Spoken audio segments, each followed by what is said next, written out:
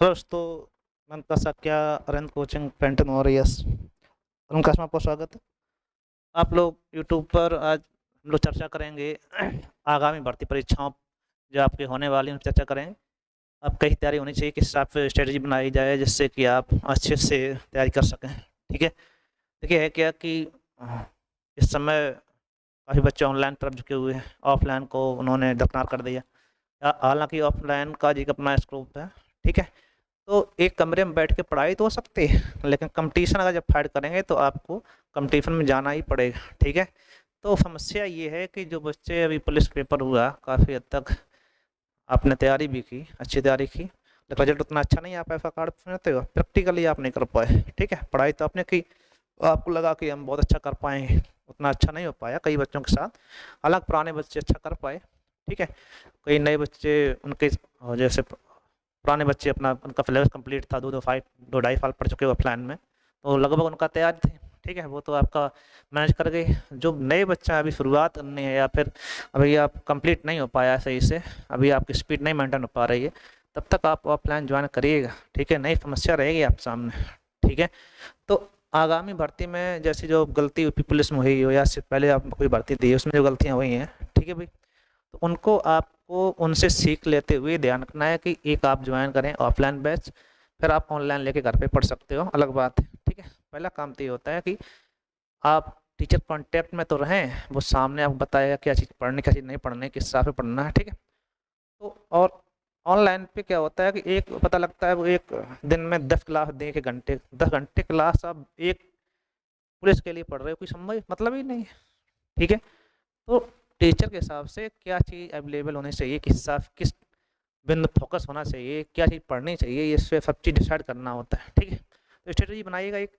पहला काम, पूरा सिलेबस कंप्लीट हो आपका। एक बार आपको जितना आपका जिस टॉपिक पे आप चर्चा हो रही है पूरी कंप्लीट है कि नहीं। ठीक है। तो संभावित जो बच्चे अभी पेपर पेपर दे के आए हैं डिमोटिवेट हो गए कि कुछ नंबर कम रह गए या फिर हो भी गया है, तो अभी यूपीएसआई की अक्टूबर नवंबर संभावना है आने, तो उसकी तैयारी करिए आप लोग। ठीक है। और या फिर जिनकी अभी किसी कारणवश एक आध नंबर कम है, तो आगे संभावित यूपी पुलिस वैकेंसी योगी जिन्हें का है 40,000 देंगे अभी, तो वो सकता है अगले साल तक इन्हीं दिन तक देखने में मिल पाए। ठीक है।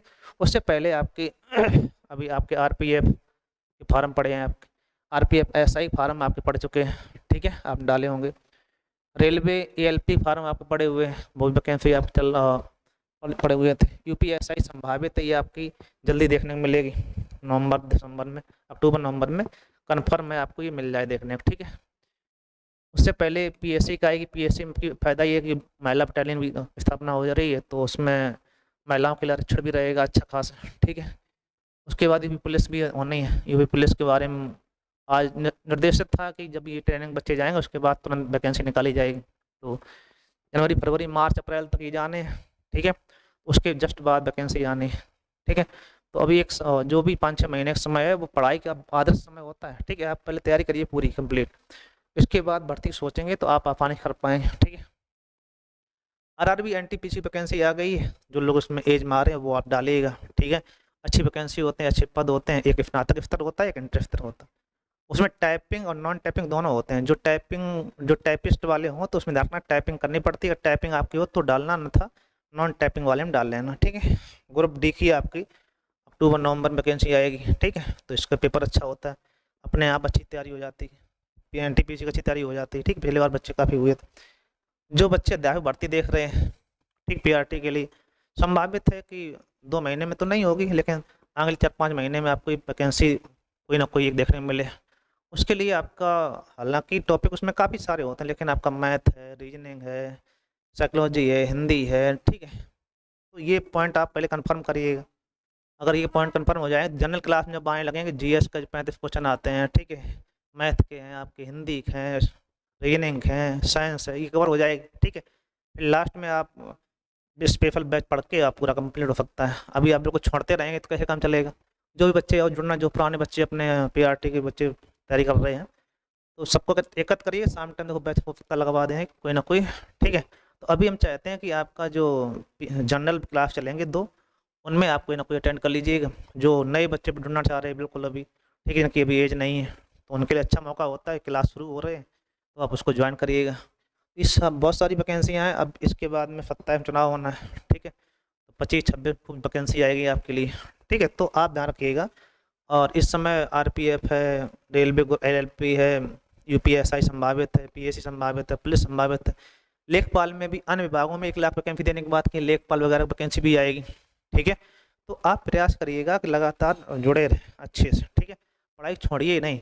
अगर आप पुलिस का अगर अच्छा कर पाए स्कोर, और नहीं हो पाया तो भी मोटा नहीं होगा, क्योंकि अभी आप वैकेंसी बहुत लगी हुई है, और जिनका हो गया है तो वो प्रयास मतलब हो गया कि हम जिस इस लायक में आ गए, जो 105 क्वेश्चन 100 इससे 5 के बीच में है, या उससे ज़्यादा हो गए, 10, 15, 20 तक हो गए, उनका तो नहीं होना कन्फर्म। तो जिस बच्चे का 100 प्लस भी स्कोर कर पाया, 100 क्वेश्चन प्लस, तो उसका भी लगभग हम समझते हैं और रेस तो ही जाएगी, इस 5 पे कन्फर्म होना जहाँ लड़कियों का 95, 90, 95 पर। तो ये बहुत ज़्यादा समस्या नहीं है, लेकिन आपको प्रयास ही करना है कि वैकेंसी लगी हुई है, क्लास छोड़िएगा नहीं। क्लास आपका अभी 2 क्लास आपके चालू हो जाएंगे, 7:30 से एक आपका 7:30 से रहेगा 10 बजे तक, और दूसरा 10 से 12:30, तो 2 क्लास हैं। 2 क्लासों में आप अभी स्टार्ट हो रहे हैं, तो आप इसको ज्वाइन कर लीजिएगा, ठीक है। तो जो बच्चे अभी नए बच्चे हैं उनके लिए बहुत अच्छा मौका है, पुराने बच्चे भी हैं, लगातार पढ़ाई करिएगा, ठीक है। कार्ड ये कि पूरी फीस भी बहुत ज़्यादा नहीं रखी, 500 रुपये पर मंथ के साथ फीस चल रही, तो आप लोग ज्वाइन करिएगा उसको ऑफलाइन को। ऑनलाइन पे हम लोग मैथ और हिंदी वगैरह जो क्वेश्चन आपके हैं, और जो लगातार आपका चैप्टर वाइज पढ़ाएंगे अच्छे से, ठीक है, तो वहाँ पर भी देख सकते हो। यूट्यूब पर थोड़ा टाइम दीजिएगा, ऐसे अपने आप चैनल अच्छे क्वेश्चन पूरे पढ़े हुए हैं अच्छे से, ठीक है। अगर आप ईमानदारी से पढ़ें, मैथ पूरे क्वेश्चन आपके यूट्यूब पर हमने पढ़ा के डाल रखे हैं, ठीक है। अगर आप सर्च करें हर क्वेश्चन आपको मिल जाएगा, ठीक है। लेकिन नहीं, तब भी आप चाहते हो चैप्टर वाइज पढ़ाया जाए अच्छे से, तो आपको यहीं पढ़ाया जाएगा, ठीक। तो प्रयास उस पर करिएगा।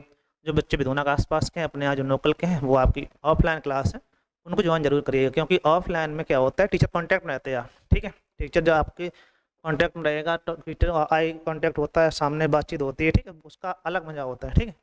और जो आप केवल कमरे में बैठ पढ़ रहे होते हैं, उसमें लगता है बहुत पढ़ गए, ठीक है, ये लगेगा बहुत होशियार हो गए, ठीक है। तो ऑनलाइन ऑफलाइन यही अंतर है। तो ऑफलाइन प्रैक्टिकली होता है, ऑनलाइन केवल आपका सिद्धांतिक, उसने पढ़ा दिया, आप लगेगा हमारा सब कुछ पढ़ गया, लेकिन आपने कितना पढ़ा, कितना एब्जॉर्ब कर पाए, कितना प्रैक्टिकली आप कर पाएंगे।